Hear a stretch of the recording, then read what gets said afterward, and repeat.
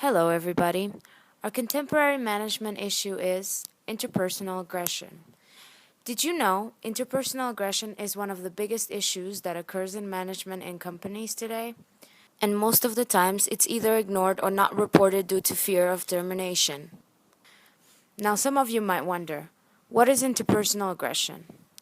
Interpersonal aggression is an issue or a problem that creates a hostile or destructive behavior between individuals. There are several types. Number 1, bullying. Bullying is to treat an individual in an overbearing or intimidating manner. Number 2, sexual harassment. Sexual harassment is an inappropriate behavior of a sexual nature, such as repeated sexual advances or offensive remarks by a person in authority with respect to a subordinate. Number 3, gender inequality. Gender inequality refers to the unequal treatment or perceptions of individuals based on their gender. It arises from socially constructed gender roles. Number 4, racial inequality. Racial inequality consists of ideologies and practices that cause unequal distribution of rights among groups that are conceptualized as racially or ethnically different. Number 5, power distance.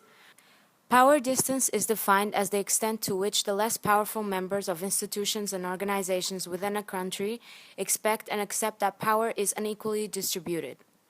These types of interpersonal aggression are usually shown by number 1, verbal abuse, number 2, physical abuse, number 3, extreme workload, number 4, public embarrassment, number 5, pranking.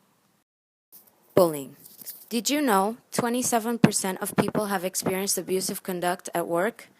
56% of the bullying comes from a higher rank. 33% abuse comes from peers.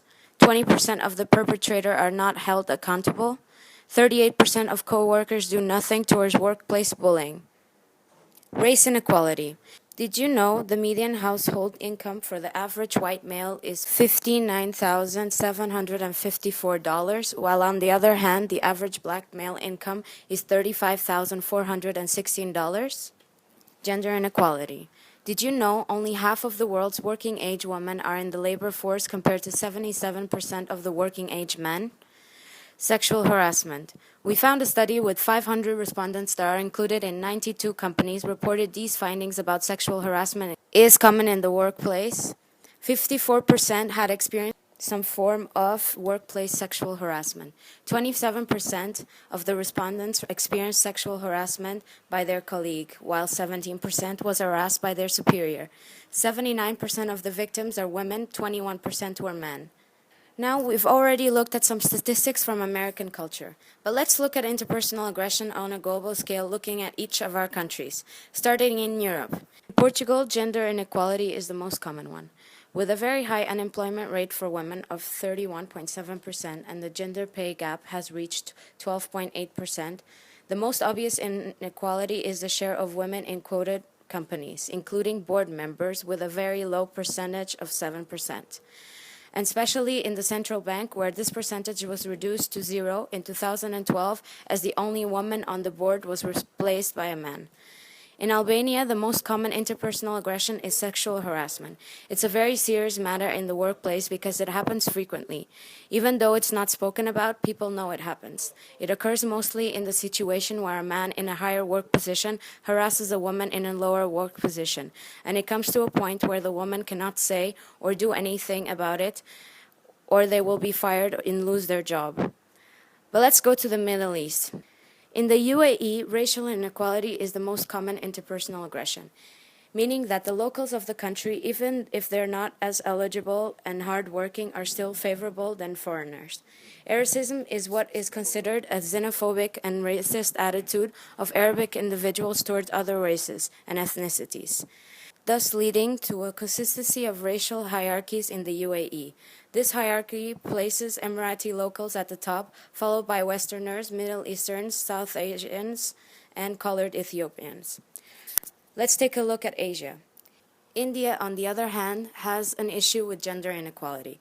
According to a Pew survey, 92% of Indians said that women should have equal rights with men. But when asked which genders should take priority in the workplace during tough times or in higher education, they were less supportive of gender equality.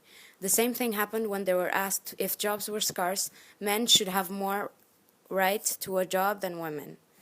Last but not least, Latin America. Mexico suffers more from power distance. It's a country that sets a CEO's opinion over everyone else's, where in many cases others' ideas are not even taken under consideration, and most of the time they're not even asked for.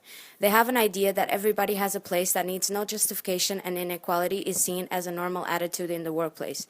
This leads to managers and CEOs to think that employees don't have the sufficient knowledge to make decisions. But why is this important towards companies and management? Because allowing interpersonal aggression to be tolerated in their company would hurt the company's success and their profit. But why? Number one, hurts the company's image to a non-ethically correct company, therefore it hurts the brand, which reduces customers. Number two, low productivity equals to no profit. Number three, unhappy employees, not motivated to work there because there's a hostile working environment. Companies will lose money in hiring workers and training, which reaches to low productivity and low profit. If the employees are motivated and happy, the company will become successful because people are one of the most important pieces towards a company's success and profit. Recommendations to stop interpersonal aggression. We've put this in 4 simple steps. If you're a victim, 1. Try to talk to the individual. 2. Look at the policies that the company has on their type of aggression. 3. Speak up. Take your complaint to HR or management. 4. See to that the problem is fixed. If you're the company, 1. Take the complaint seriously. 2. Talk to the coworkers about the individuals involved. 3. Gather proof to reach a conclusion. 4.